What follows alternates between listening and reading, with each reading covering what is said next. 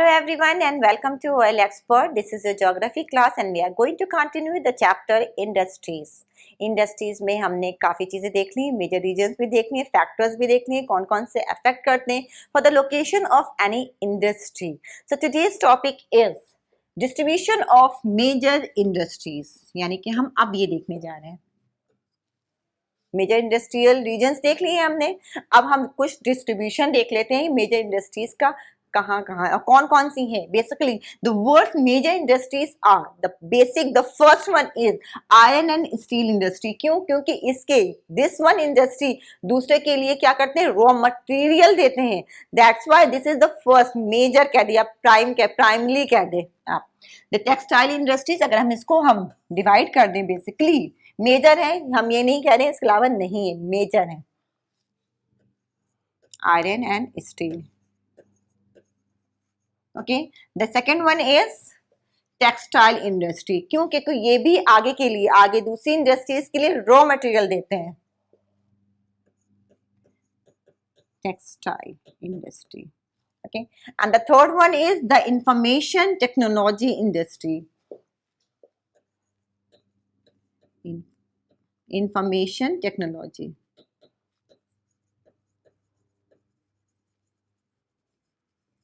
Okay, so and the emerging, these two are the basic one. ये है और ये है आपका emerging. Emerging क्यों कह रहे हैं? क्योंकि this is also known as sunrise industries. These includes information technology, wellness, hospitality and knowledge. Sunrise क्योंकि अभी ये latest one है और ये इनकी वजह से या कह लें इनकी वजह से क्या हो रहा है, और ज्यादा डेवलपमेंट हो रहा है हमारे इंडस्ट्रियल रीजन्स का. और जब इंडस्ट्रियल रीजन्स का डेवलपमेंट होता है, इंडस्ट्रीज का डेवलपमेंट होता है, मींस हमारी इकोनॉमी स्ट्रांग हो रही है, थ्रू आउट द वर्ल्ड हम डेवलप कर रहे हैं. Fine, that's why it is called sunrise industries. These are technology, wellness, hospitality and knowledge. Fine. The iron and steel and textile industries are the older industries. अभी हमने बताया ना, ये दोनों older industries हैं. In comparison to the other one, while information technology is an emerging industry. This one. Clear? The countries in which iron and steel industry is located. अब कौन कौन सी ऐसी countries हैं mainly iron and steel industry located हैं? That one is Germany, USA, China, Japan, Russia. अगर हम इसको देख लें तो we can USA, Japan, China, Russia. ये क्या, ये कंट्रीज हैं जहां पे जर्मनी, जहां पे क्या है आयरन एंड स्टील का जो इंडस्ट्री है वो लोकेटेड है. Germany, USA, China, Japan and Russia. 1 2 3 4 5 1 2 3 4 5. Fine. Now अब ये टेक्सटाइल इंडस्ट्री की बात कर रहे हैं, तो वो कहाँ लोकेटेड है? Textile industry is concentrated in India, Hong Kong. अब अगर हम इसको फाइन, अब अगर हम इसको कर दे डिवाइड तो ये आ जाएगा आपका इंडिया. कहाँ कहाँ है? India, Hong Kong, then India, Hong Kong, South Korea, Japan and Taiwan. Japan, Taiwan. which one is left? South Korea. ठीक है, तो आपने अलग से डिवाइड कर सकते हैं. आयरन एंड स्टील की बात करें तो ये वर्ल्ड वाइड कहाँ लोकेट है, किन किन कंट्रीज में बेसिकली इसके इंडस्ट्रीज पाई जाती हैं iron and steel? Japan, USA, China, Germany and Russia. और अगर हम टेक्सटाइल, ये सब क्या है, ओल्ड इंडस्ट्रीज हैं, दोनों बहुत पहले चली आ रही हैं. India, Hong Kong, South Korea, Japan and Taiwan. Clear? The major hubs of information technology industry are the Silicon Valley of Central California and the Bangalore region of India. अगर हम throughout the world बात करें तो इसकी क्या है, throughout the world की बात करते सिलिकॉन वैली आती है आपकी ये हब है इसका, ओके ये हब है। आर यू गेटिंग कि यहाँ पे सिर्फ इसी चीज की, अगर बैंगलोर की बात करें, इंडिया के बैंगलोर का रीजन जो है वो हब है, information and technology IT centre है। आपने सुना ही होगा, आई थिंक सो आपको सबको पता होगा कि आईटी सेंटर कहाँ है इंडिया का, तो बैंगलोर का हब है, बैंगलोर रीजन है। ये हम इंडिया की बात कर रहे हैं और ये हम बात करें through out the world, central California में। क्लियर? तो ये क्या है, ये हमने कैटेगराइज कर लिया कि हमारे आयरन एंड स्टील इंडस्ट्री की बात करें तो कौन कौन सी कंट्रीज आ जाती हैं, हम टेक्सटाइल इंडस्ट्री की बात करें तो कौन कौन सी लीडिंग कंट्री है, लीडिंग कंट्रीज है ये हम नहीं कह रहे कि इनके अलावा कहीं और होते ही नहीं, कहीं और स्टैब्लिश ही नहीं है, नहीं, ये लीडिंग है, मेजर कंट्रीज है जो जो इस फील्ड में, इस इंडस्ट्री में लीड कर रही हैं, इंफॉर्मेशन टेक्नोलॉजी में through. Clear? The first one हम बात करेंगे, अब स्टार्ट करते हैं आयरन एंड स्टील इंडस्ट्री की, यानी द फर्स्ट वन की बात कर रहे हैं। Like other industries, iron and steel industry too comprises various inputs, क्योंकि इंडस्ट्री कहीं की भी, किसी भी चीज की इंडस्ट्री जो स्टैब्लिश होती है तो उसमें क्या कौन कौन से फैक्टर्स हम पढ़ चुके हैं, तो इसमें हमारी क्लियर है पिक्चर कि अगर इंडस्ट्री की बात करें तो सिर्फ एक फैक्टर नहीं होगा, सिर्फ हमने रॉ मटेरियल ले लिया और हमारी इंडस्ट्री स्टार्ट हो जाएगी, पॉसिबल नहीं है। हम वेरियस इनपुट्स देते हैं तब जाके, और फिर प्रोसेस होता है, बहुत सारी एक्टिविटीज होती हैं, तब जाके हमारा प्रोडक्ट तैयार होता है, यानी कि आउटकम आता है। यही था ना, सेम विल बी कि अगर हम आयरन स्टील की बात करें तो इसमें भी यही प्रोसेस, यही फैक्टर्स इन्वॉल्व होंगे। हम वेरियस इनपुट्स डालेंगे, फिर प्रोसेसिंग होगी, तब जाकर के हमारा प्रोडक्ट लास्ट का जो आउटकम आएगा हमारे हाथ में as a good. Process and outputs. This is a feeder industry whose products are used as raw materials for other industries. हमने बात अभी स्टार्टिंग में कहा था ना, आयरन एंड स्टील क्या है, जब प्रोडक्ट तैयार हो जाता है, आयरन एंड स्टील तैयार हो जाती है, प्रोडक्ट आ जाता है, तो वो एज अ रॉ मटेरियल दूसरी इंडस्ट्रीज में यूज किया जाता है, यानी कि दूसरी, इसका आउटपुट दूसरे का इनपुट होता है। Are you getting? जितना इसको हम क्या आउटपुट हुआ ना आयरन स्टील इंडस्ट्री से, हम आयरन स्टील गुड प्रोडक्ट मिलता है हमको, हमें वहां पे इंडस्ट्री में मैन्युफैक्चर होता है तब जाके हमें मिलता है, फिर वो आयरन एंड स्टील दूसरी इंडस्ट्रीज में एज अ रॉ मटेरियल डालते हैं, तब उसके अकॉर्डिंग जिस चीज की इंडस्ट्री होती है वो हमें गुड या प्रोडक्ट तैयार मिलता है। ठीक। The inputs for the industry include raw material. अब इनपुट्स में क्या क्या कहते हैं, इनपुट्स डाला, इनपुट्स ये है, इनपुट्स लार्ज स्केल पे आ रहा है, तो क्या है मतलब इसका, व्हाट डू यू गेट। हम आयरन एंड स्टील इंडस्ट्री की बात करें तो क्या क्या इनपुट, पहले इनपुट्स होगा, देन प्रोसेसिंग होगी, तब तो कोई एक्टिविटी होगी ना, तो क्या क्या इनपुट्स हैं रॉ मटेरियल्स अगर हम देखते हैं आयरन एंड स्टील में। ठीक है, आयरन एंड स्टील इंडस्ट्री में हमें पहले क्या चाहिए, इनपुट्स चाहिए। ठीक है, ये इनपुट्स हैं। अब इनपुट्स क्या क्या है ये देख लेते हैं। The first one is raw material.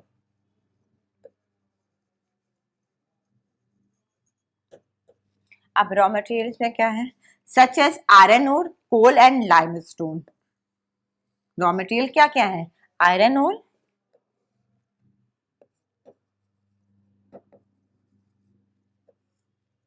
limestone, then coal। अभी हम आगे देखेंगे भी कैसे बनता है आयरन स्टील, बनती कैसे है स्टील, जो हमें मिलता है, जो हम यूज करते हैं वेरियस शेप में, वेरियस साइज में, वो आखिर एग्जैक्टली उसका प्रोसेस क्या है। Along with the labour capital, ये तो हमारा एक इनपुट हो गया, दूसरा क्या है, लेबर भी लगेगा ना, अपने आप तो कुछ तो हो नहीं पाएगा, हो जाएगा, रॉ मटेरियल डाल दिया, डालने के लिए भी लोग चाहिए ना, लेबर चाहिए तभी तो वो पड़ेगा, अदरवाइज अपने आप तो उठ के आ नहीं जाएगा, जहां रॉ मटेरियल इंडस्ट्री तक पहुंच जाएगा, नहीं पहुंचेगा। Along with the labour capital site and other, capital का इन्वेस्टमेंट होगा ना, क्योंकि ये हमारा आयरन स्टील क्या है, लार्ज स्केल इंडस्ट्री में आता है, स्मॉल स्केल में नहीं आता, तो कैपिटल का इन्वेस्टमेंट भी बहुत ही लार्ज स्केल पे ही होगा। अब जब ये हम बात कर रहे हैं इंडस्ट्री की, तो किसी न किसी साइट पर होगा, किसी न किसी लैंड पर होगा, हवा में तो नहीं हो जाएगा, हवा में भी होगा तो कोई ना कोई साइट होगी ना, उसकी भी कहीं ना कहीं होगा ना, इंडस्ट्री स्टैब्लिश तो कहीं होगी ना, that one is called site. Fine. And other infrastructure, जैसे कि ऑफिस भी होगा। अब सब लोग ऐसे ही तो खुले मैदान में नहीं हो जाएंगे, जहाँ पे इंडस्ट्री के भी अलग अलग पार्ट्स होंगे, अलग अलग पोर्शंस होंगे, जहाँ पे कौन सा क्या वर्क हो रहा है। ओके, अलग अलग ग्रेड पे काम होता है, अलग अलग लेवल पे काम होते हैं, क्या अलग अलग उसके भी इंफ्रास्ट्रक्चर चाहिए होगा। तो ये क्या है, ये हमने इनपुट डाला, ये सब चीजें चाहिए हमको इस आयरन एंड स्टील इंडस्ट्री के स्टैब्लिशमेंट के लिए।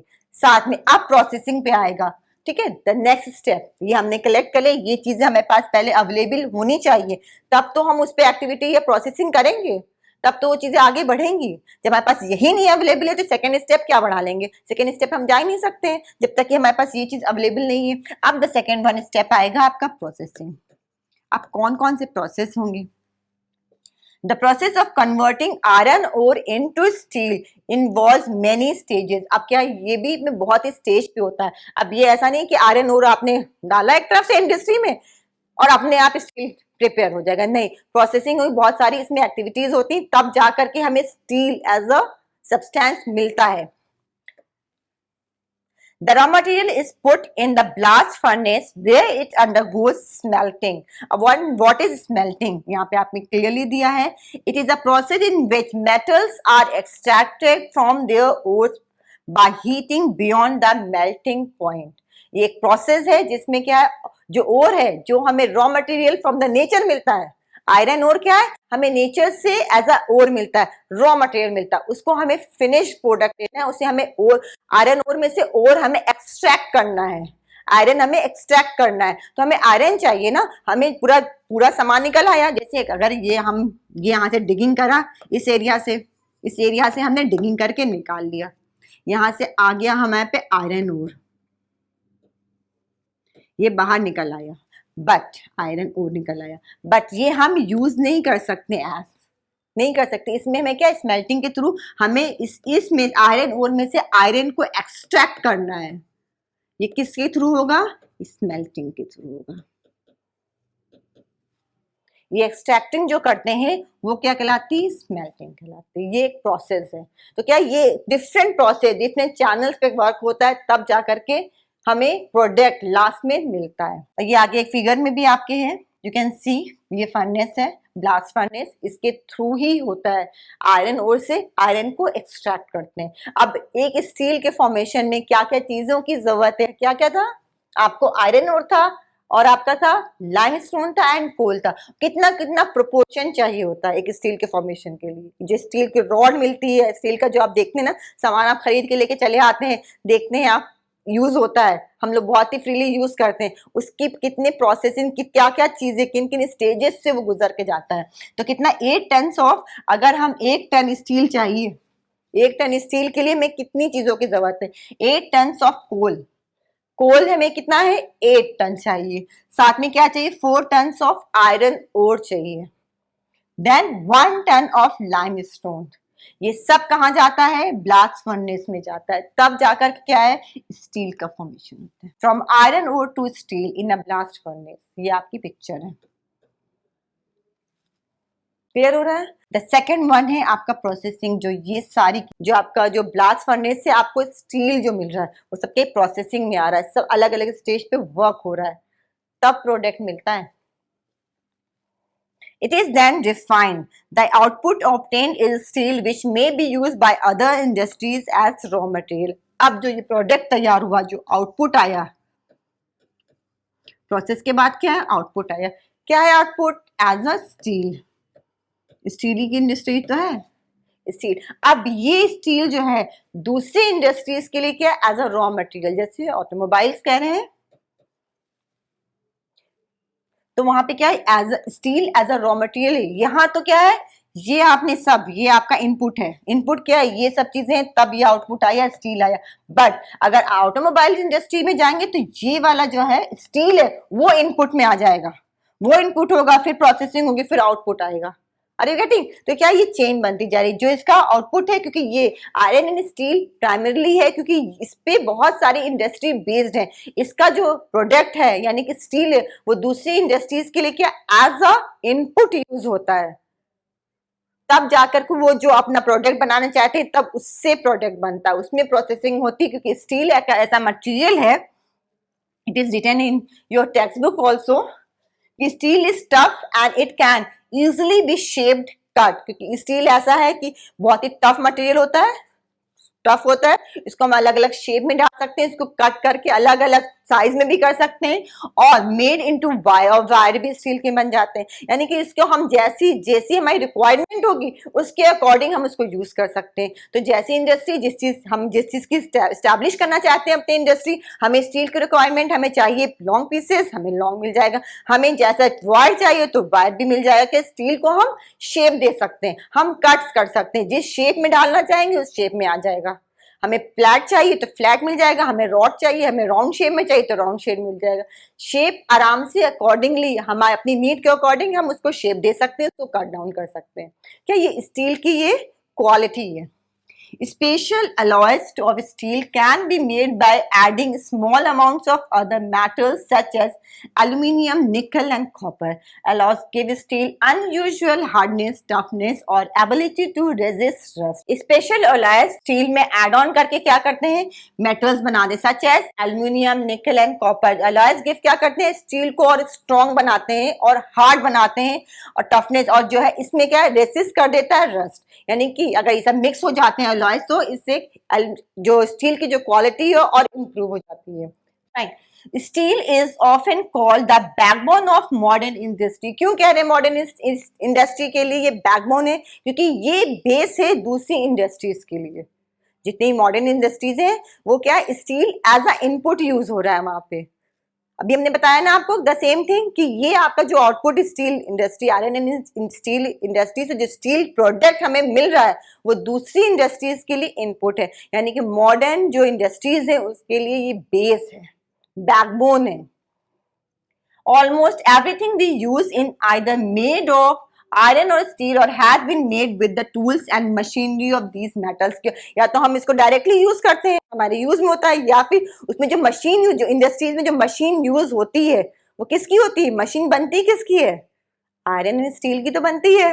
तो हम डायरेक्टली अगर उसको इसका स्टील का रॉड यूज करते हैं या वायर यूज करते हैं या प्लेट यूज करते हैं तो डायरेक्टली यूज कर लिया, फाइन, वो तो है डायरेक्ट यूज हो गया। इनडायरेक्ट यूज क्या है कि जो मशीन, चाहे जिस भी चीज की इंडस्ट्री हो, हम आयरन स्टील यूज नहीं कर रहे हैं अपने प्रोडक्ट के लिए, हमें नहीं चाहिए, बट जो मशीन उसमें यूज कर रहे हैं वो मशीन तो एट लास्ट बनती आयरन स्टील की है, बॉडी तो उसी की होती है। तो हम उसको डायरेक्टली या इनडायरेक्टली हम इस पे बेस्ड ही हैं, यानी कि हमारी जो मैक्सिमम इंडस्ट्रीज हैं वो सब क्या है, इसी पे बेस्ड है, आयरन स्टील पे। That's why it is called backbone of modern industry. Fine. Ships, trains, trucks and autos are made largely of steel। ये तो डायरेक्ट हो गया कि आपकी शिप भी बनती है, ट्रेन भी बनती है, ट्रक्स भी बनती है, कार्स भी बनती है, जितने व्हीकल्स हैं, चाहे जैसे भी व्हीकल्स हैं वो सब क्या है, आपके आयरन एंड स्टील के बनते हैं, उनकी बॉडी बनती ही इससे, मशीन जो बनती हैं वो सब इसी से बनती हैं। But even the safety pins and the needles use are made from steel. जो छोटी छोटी जो हम लोग यूज करते हैं, डेली में यूज करते हैं, सेफ्टी पिन्स हैं, ऑयल पिन्स हैं, ये सब क्या है, नीडल्स हैं, ये सब भी स्टील से बनती है, वो सब क्या है, यहीं से आता है। स्टील को हम शेप दे सकते हैं, अपने अकॉर्डिंग बना सकते हैं। Oil wells are drill with steel machinery. अब ऑयल की ड्रिलिंग जो होती है, मशीन यूज होती है ना, किससे बनती है मशीन, अगेन स्टील से बनती है। तो सब क्या है, सब इंटर रिलेटेड, मतलब है ये कि स्टील इज द बैकबोन हर चीज के लिए। मशीन, जहां मशीन आएगी मीन्स आपको स्टील यूज कर ही रहे हैं, डायरेक्टली और indirectly. Steel pipelines transport oil. अब ट्रांसपोर्टेशन के लिए भी क्या है, स्टील की पाइपलाइंस होते हैं, जो ऑयल की ट्रांसपोर्टेशन होती है from one place to another place, तो कैसे होगा, वो स्टील की पाइपलाइंस होती, अगेन स्टील यूज हो रहा है। Minerals are mined with steel equipments. Obviously जो मिनरल्स माइन कहते हैं, माइनिंग सेंटर से जो निकाले जाते हैं मिनरल्स, कैसे निकाले जाते हैं, मशीन यूज की जाती है, वो मशीन अगेन किससे बनती है, स्टील से ही बनती है। फार्म मशीन्स, अब जो फार्मर्स यूज करते हैं, एग्रीकल्चर लैंड में यूज होती है मशीन, जो ट्रैक्टर है या फिर जो भी मशीनें यूज की जाती हैं वो सब क्या है, मशीन है, मीन्स की स्टील बॉडी ही होगी, आयरन स्टील का ही बना होगा।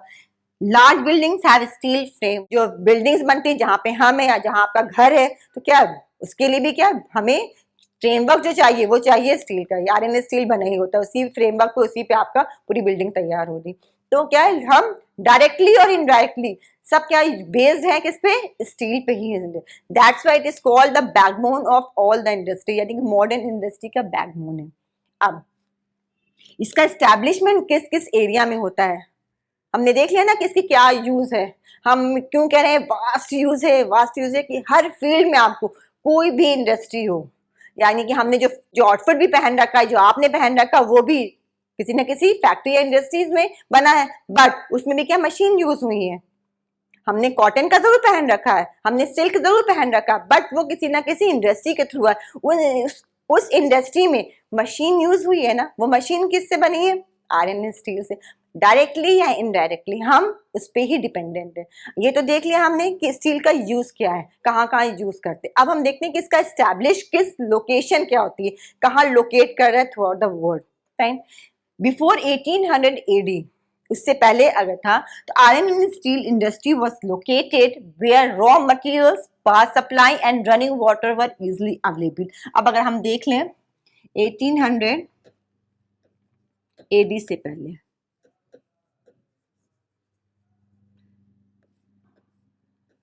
जो लोकेशन था आयरन स्टील इंडस्ट्री का, वो किस चीज पे अट्रैक्ट करता है, क्या चीज होनी चाहिए उस पर्टिकुलर इंडस्ट्री को लोकेट करने के लिए, raw materials,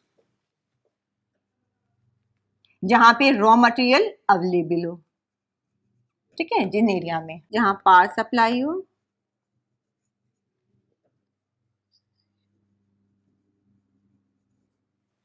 then running water हो, यानी कि वाटर की अवेलेबिलिटी भी हो, क्योंकि वाटर की भी नेसेसिटी है। इस ये तीनों चीजें चाहिए थी बिफोर, जिस एरिया में ये अवेलेबल होता था वहीं पे बिफोर 1800 AD वहीं पर ही आयरन एंड स्टील इंडस्ट्री का को लोकेट किया जाता, इस्टेब्लिश किया जाता था। बट लेटर ऑन चेंजेस आते गए। You can see here this picture also, आपकी पिक्चर जो दी है उसमें भी बहुत अच्छी से क्लियर किया the changing location of the iron and steel industry. ये कैसे लोकेशन चेंज किया, इस्टेब्लिश कर रहे हैं कहाँ, किस एरिया में, 1800 AD से पहले ये चीजें जरूरी थी, इस जहां पे इन चीजों की अवेलेबिलिटी थी वहीं पे लोकेट किया जाता था, एस्टैब्लिश किया जाता था iron and steel industry. But later on उसके बाद क्या चेंजेस आए, later the ideal location for the industry was near coal fields and close to canals and railways. इसके बाद एंड आफ्टर क्या था, आफ्टर 1800 AD, ये तो था आपका बिफोर के लिए। अब आफ्टर के लिए क्या था, जहां पे नियर कोल फील्ड्स होता था, ठीक है, क्लोज टू कैनाल्स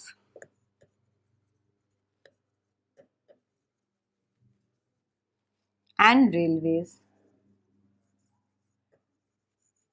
यानी कि रेलवेज की लाइन हो, नेटवर्क हो, कैनाल्स हो आसपास, कैनाल्स के नियरेस्ट अप्रोच पे हो, और जहाँ पे कोल फील्ड्स हो वहां पे हो, वहीं पे लोकेट किया जाता है या एस्टैब्लिश किया जाता था आयरन एंड स्टील इंडस्ट्री। ये क्या अलग अलग एरा में अलग सिचुएशन थोड़ी चेंज हो रही है कि पहले यहाँ सोचा गया कि यहाँ पे करना चाहिए, यहाँ पे सारी फेवरेबल कंडीशंस है, फिर सोचा गया नहीं ये एरिया सबसे सूटेड है, यहाँ पे करना चाहिए, क्योंकि सीन चेंज हो रहा है, डेवलप्ड हो रहा है। And after 1950, iron and steel industry began to be located on large areas of flat, ये देखिए फ्लैट लैंड क्यों कहा गया, और किस एरिया में करा गया, बेसिकली नियर सी पोर्ट्स। क्यों, क्योंकि इंपोर्ट एंड एक्सपोर्ट दोनों ही इजिली असेसेबल है। हमें रॉ मटेरियल मंगाना है तो इंपोर्ट करना है, तो सी पोर्ट से क्या चीप एंड इजिली, हैवी क्योंकि हैवी मटेरियल होता है तो इजिली सी पोर्ट से, शिप से वगैरह से आराम से मंगाया जा सकता है। और हम जो प्रोडक्ट तैयार कर रहे हैं उसको भी, उसके लिए भी एक्सपोर्ट भी कर सकते हैं इजिली हम सी पोर्ट से। तो क्या है, ये हमारी जो 1950 के बाद, आफ्टर 1950 टोटल सिनारियो चेंज हो गया। अब ये सब चीजें अवेलेबिलिटी नहीं देखी गई, अब देखा गया है क्या चीज देखा गया है, लार्ज एरियाज देखे गए हैं, क्योंकि हमें इंडस्ट्री लार्ज स्केल पे चाहिए तो हमें फ्लैट लैंड चाहिए उसके लिए फ्लैट लैंड चाहिए।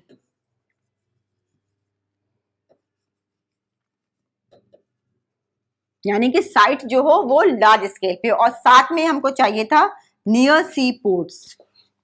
क्यों? क्योंकि हमें एक्सपोर्ट और इंपोर्ट दोनों करना है। ये क्या है, 1950 के बाद हमने बिल्कुल इंडस्ट्रियल जो रीजन से टोटली सीन ही चेंज कर दिया कि नहीं, इंडस्ट्रियल रीजन इन्हीं इसी एरिया में लोकेट होना है जहां पे ये अवेलेबल हो। This is because by this time steel works had become very large and iron ore had to be imported from overseas। अब क्या है, इस टाइम तक की हर कंट्री डेवलपिंग हो रही, कुछ कंट्री डेवलप्ड हो गई थी और कुछ इन प्रोसेस थी, तो ऑब्वियस बात है डेवलपमेंट के लिए हमें इस इंडस्ट्री पे बर्डन बहुत ज्यादा हो गया था। हर चीज के लिए हमें आयरन एंड स्टील चाहिए चाहिए, तब तो दूसरी इंडस्ट्रीज को रॉ मटेरियल मिलेगा, तब तो वो इंप्रूव करेंगी, तब तो वो डेवलप करेंगी, तब तो मटेरियल प्रोडक्ट हमें मिलेगा। तो सबका बेस क्या था, आयरन एंड स्टील। तो इस पे बर्डन ज्यादा था, इसका एक्सपेंशन ज्यादा होने लगा, तो क्या हमें रॉ मटेरियल भी ज्यादा चाहिए। जब रॉ मटेरियल चाहिए ज्यादा तो वो बल्क में चाहिए, तो कहां से इजीली अवेलेबल होगा, चीप मिल जाएगा, सी पोर्ट्स के थ्रू हम इंपोर्ट कर सकते हैं। हम इंपोर्ट कर सकते हैं, देन जब प्रोडक्ट तैयार हो जाएगा तो हम उसे उसी के थ्रू एक्सपोर्ट भी कर सकते हैं जिस कंट्री में एक्सपोर्ट करना है, तो इजी एक्सेसिबल हो गया। क्लियर है सीन? अब आई थिंक सो कोई चीज, कोई भी पॉइंट आपके कंफ्यूजन नहीं होना चाहिए, हर चीज क्लियर होनी चाहिए कि पहले क्या था, उसके बाद से कैसे कैसे चेंजेस आए और क्यों चेंजेस आए। हम साथ में भी डिस्कस करते चल रहे हैं ना कि क्यों चेंज आए, क्योंकि डेवलप्ड होता जा रहा है, हमारी डिमांड बढ़ती जा रही है। हमारी डिमांड बढ़ेगी तो उसी के अकॉर्डिंग तो हम इसे फुलफिल करेंगे। डिमांड होगी तभी तो फुलफिल करेंगे, डिमांड ही नहीं है तो बैठे हैं, जरूरत ही नहीं तो करें क्यों। हमारी जरूरतें बढ़ती जाइए, हमारी डिमांड, हमारी नीड बढ़ती जा रही है, तो हम उसी के अकॉर्डिंग डेवलप करते जा रहे हैं, हमारा एक्सपेंशन बढ़ता जा रहा है, right. In India, iron and steel industries have developed, taking advantage of raw materials, cheap labor, transport and market। अब इंडिया की बात करें तो इंडिया में जो आयरन एंड स्टील इंडस्ट्री है, आयरन एंड स्टील इंडस्ट्री, उसमें क्या क्या डिमांड है, किस एरिया में? ओके, हम इंडिया की बात कर रहे हैं। रॉ मटेरियल, ऑब्वियसली बिना रॉ मटेरियल के कैसे काम चलेगा।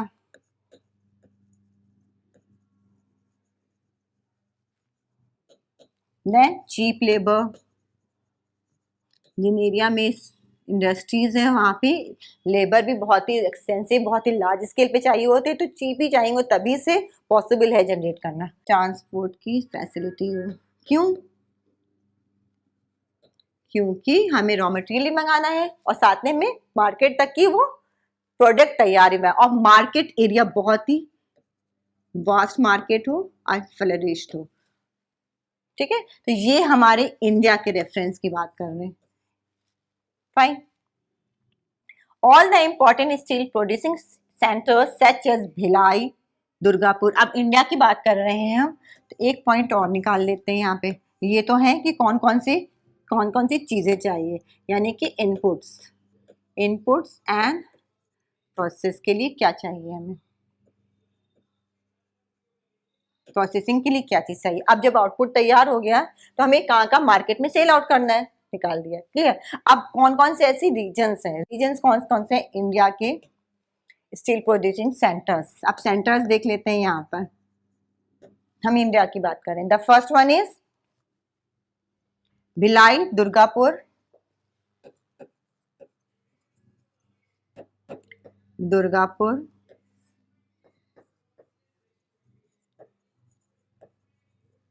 then I can make this one Burnpur, Jamshedpur,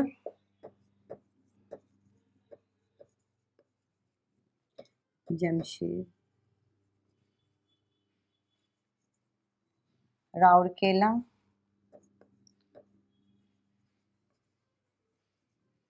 then Bokaro,